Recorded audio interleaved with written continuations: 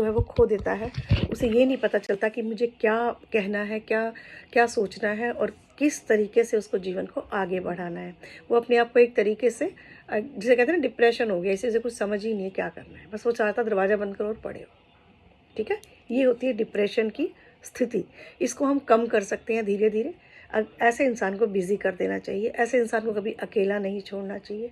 ऐसे इंसान को अगर बिज़ी रखा जाए तो वो बहुत हद तक जीवन में सक्सेस को प्राप्त कर सकता है। तो इसके लिए हमें क्या करना होगा? इसके लिए हमें उसके साथ रह के उसको प्यार सद्भावना से उसको आगे बढ़ाना है, उसके जीवन को निखारना है, उसको संवारना है, उसको अच्छी बातों की तरफ लेके आना है, मोटिवेट करना है। उसको अच्छे ग्रंथ पढ़ने चाहिए, सुनने चाहिए यूट्यूब के ज़रिए, जो लोग नहीं पढ़ सकते, है ना। आजकल तो बहुत अच्छा माध्यम है कि हम यूट्यूब पे बहुत कुछ देख सकते हैं, समझ सकते हैं और उनसे अपने जीवन का विकास कर सकते हैं।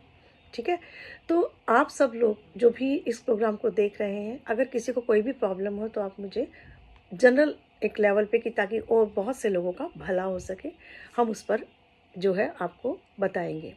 तो मैंने जैसे बोला कि जैसे वायु तत्व बढ़ने से क्या क्या प्रॉब्लम होती है ना। इस तरह से पित्त है, पित्त बढ़ता है तो क्या होता है, एसिड बनता है ना। उसको वॉमिट की प्रॉब्लम हो जाती है बार बार, तो शरीर में पित्त बढ़ गया है, यानी कि जो भी वो खा रहा है उसको वो हजम नहीं हो रहा, यानी कि यहाँ से जो खाना जाता है वो यहीं तक रह जाता है, पेट में नहीं जाता पूरा खाना, जिसकी वजह से उसको पित्त का प्रकोप बढ़ जाता है। और पित्त के प्रकोप होने से उसका डाइजेशन सिस्टम खराब हो जाता है।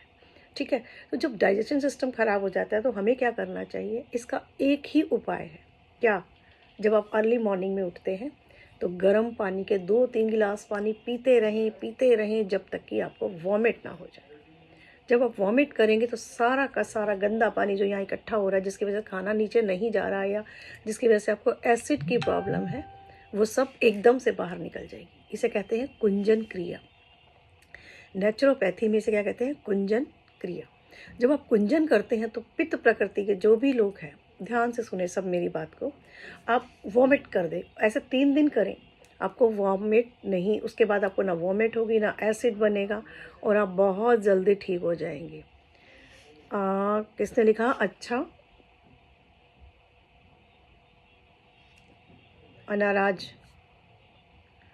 जी। क्योंकि इसने लिखा कि उन लोगों को पता ही नहीं होता, पित्त से परेशान होते हैं, एसिड बन रहा है, मुझे ये हो रहा है, कभी लिम्का पीते हैं, कभी कोका कोला पीते हैं, कभी कुछ पीते हैं, कभी नमक खाते हैं, कभी नींबू का पानी पीते हैं।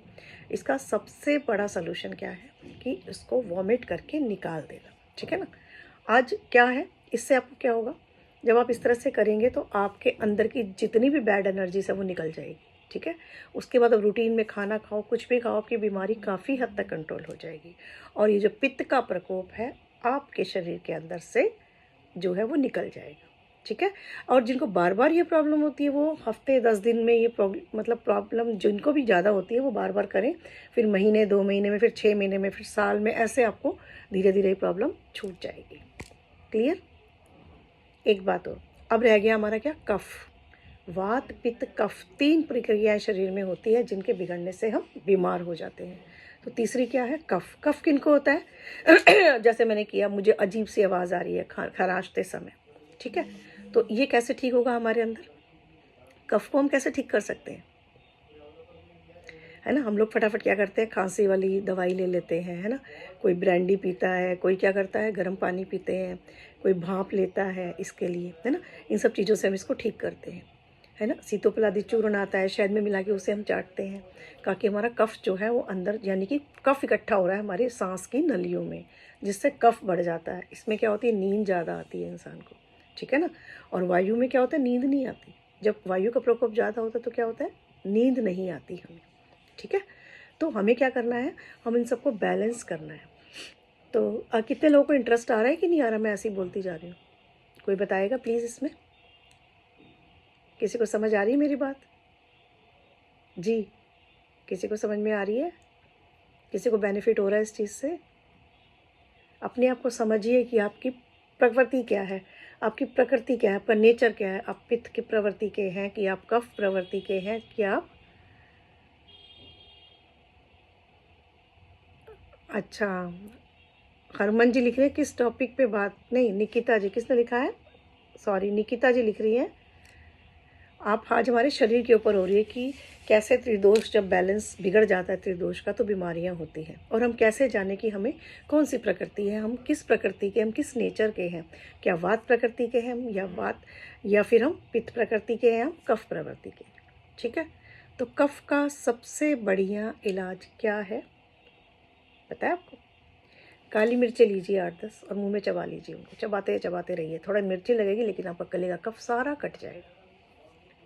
ठीक है, तो त्रिदोष के मैंने आज आपको सिंपल से रेमेडी बताई है, और इस तरीके से आप अपनी सभी बीमारियों को दूर कर सकते हैं। बहुत इजी है, डॉक्टर्स के चक्कर लगाते जाइए, आपको नहीं समझ में आएगा, कोई ट्रीटमेंट नहीं मिलने वाला। ठीक है, हम ये सोचते हैं कि हमें हमें क्या प्रॉब्लम है कि हम ऐसे हो रहे हैं, हम ऐसे हो रहे हैं, हमसे ये नहीं हो रहा, हमसे वो नहीं हो रहा। अपने नेचर को समझिए और ज़िंदगी में आगे बढ़िए और उसको ठीक कीजिए। ठीक है, ये हमारे हाथ है, हाथों से भी पता चल जाता है कि किसकी कौन सी प्रवृत्ति जो है बढ़ी हुई है, घटी हुई है, या क्या है। ये है वात, पित्त और कफ, है ना। तो इस तरीके से भी हम इनको देख सकते हैं। जिसका ज़्यादा मोटापन ज़्यादा फिंगर में है वो हमारा जो है वही चीज़ बढ़ी हुई है। और इसको भी छोड़ो, ये भी गलत है, सब कुछ गलत है। आपको अपने अंदर से महसूस होगा कि आपकी कौन सी चीज़ बढ़ी हुई है, पित्त बढ़ा है, वात बढ़ा है, या कफ बढ़ा है। आप खुद पहचानिए, है ना, खुद पहचानिए और रोग का निदान कीजिए, है ना। शरीर में देखा होगा बहुत लोगों को पेन है, ये वायु से ही होता है ना। यहाँ पेन हो गया, यहाँ पेन हो गया, हॉस्पिटल पहुँचे, यहाँ पेन हो गया, पता ही नहीं कहाँ पेन हो रहा है। कभी पेन यहाँ आ जाता है, कभी यहाँ आ जाता है, पता ही नहीं पेन कहाँ हो जाता है ना। तो ये वायु है, वायु घूमती है शरीर में, कहीं पर भी पेन कर सकती है, यहाँ भी पेन कर सकती है, यहाँ भी पेन कर सकती है, आपको पता ही नहीं चलेगा कहाँ पेन कर सकती है। क्लियर?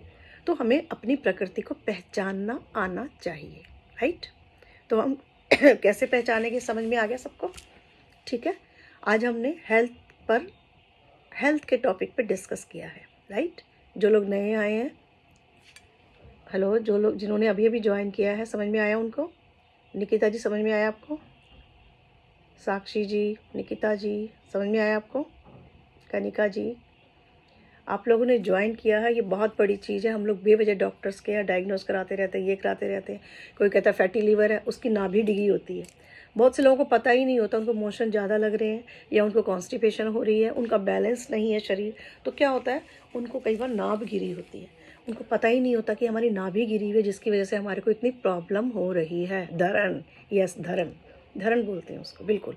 अब धरण का इलाज भी है कि भारी लोटे में पानी भर लो, उसको यहाँ पे रख लो, है ना, लेट जाओ। आजकल तो उसके ना इक्विपमेंट्स आ रहे हैं, उसको आप खींचोगे ना तो वो नाभि जो अपने आप ऊपर आ जाएगी उससे। ये मिल जाएगा आपको नेचुरोपैथी की शॉप पे कहीं पे भी, तो आप ला सकते हो और नाभि को ठीक कर सकते हो। उसका एक नापने का तरीका भी है ना, नाभि को नापने का तरीका भी है। आप दोनों फिंगर, ये मिडल फिंगर, ये मिडल फिंगर होती है ना सबकी, देखो ये वाली मिडल फिंगर होती है, ये वाली, है ना। देखो 2 उंगलियां इधर होगी, 2 उंगलियां इधर हो गई, है ना। बीच में कौन सी है? Middle finger. ठीक है, ये दोनों मिडल फिंगर को आप ऐसे मिलाइए और देखिए कौन सी बड़ी है। अगर कोई बड़ी नज़र आ रही है एक भी, तो आपको धरण है, समझ जाइए जी। मैच करके पता चल जाता है, बिल्कुल। तो आपको पता चल जाएगा कि आपको धरण है ना। या आपको ऐसे नहीं नज़र आ रहा तो आप धागे से नाप लीजिए, एक धागा ले लीजिए, थ्रेड, उसको ऐसे फिंगर पे रख के यहाँ से यहाँ तक नापिए, इसको यहाँ से यहाँ नापिए। अगर ज़रा सा भी फ़र्क आ रहा है तो इसका मतलब आपकी ज़रा सी नाभि डिगी हुई है। क्लियर? क्लियर हुआ सबको? तो अब जब हम इस तरह से अपनी चीज़ों को नापना शुरू कर देते हैं, तो आपको पता है हमारे भारत का विज्ञान कितना मतलब बहुत ही सुदृढ़ विज्ञान है। जैसे कि हम एक बीमारियों को बहुत आसानी से नाप सकते हैं, है ना। और ना डॉक्टर कहते हैं फैटी लीवर है तुम्हें, तुम्हें ये है, तुम्हें वो है, और सारे डायग्नोस करा डालते हैं, है ना। और बेचारे का इतना नुकसान कर देते, 10-20 हज़ार की तो टेस्ट करवा देते हैं, उसके बाद भी कोई रिजल्ट नहीं आता, है ना। फिर कहते हैं तुम्हें तो वहम है, कोई तुम्हारा कोई इलाज नहीं है, तुम बिल्कुल ठीक हो, जाओ ये दवाई ले लो ताकत की, जाओ। तो ये कोई सलूशन नहीं हुआ। हालांकि सभी डॉक्टर्स ऐसे नहीं होते, लेकिन डॉक्टर्स ओनली मैट का और प्रॉब्लम कर देते हैं। हाँ बिल्कुल, कंफ्यूज हो जाता है। और अगर राहु की महादशा चल रही हो या अंतर्दशा चल रही हो ऐसे में, तो उसको डायग्नोस में रिजल्ट 0 ही आएगा, भले ही उसे कोई बीमारी भी हो। जी मोहित जी, स्वागत है, कैसे हैं आप? मैं ठीक हूँ, आप बताइए, आप ठीक है? जी जी, बढ़िया बढ़िया। कहाँ से बोल रहे हैं आप? मैम मैं